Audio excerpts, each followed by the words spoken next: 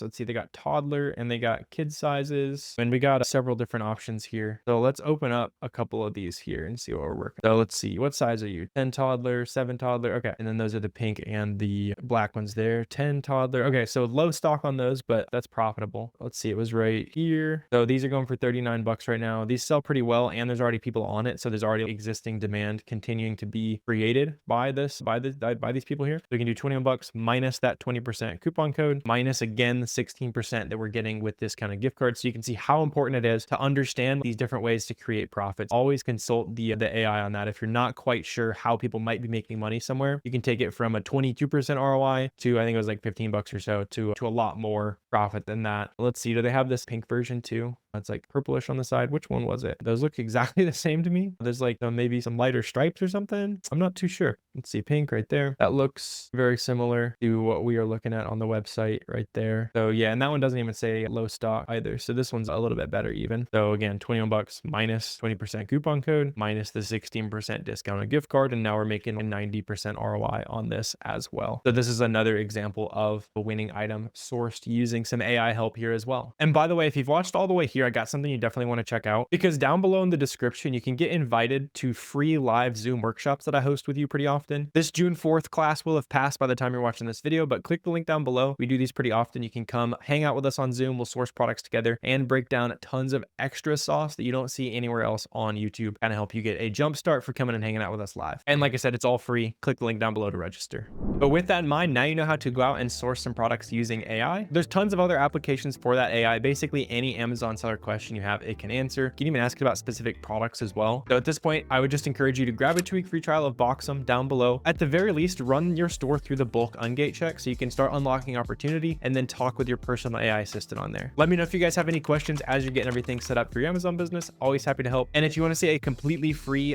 4-hour long Amazon course, you can go ahead and click this video right here.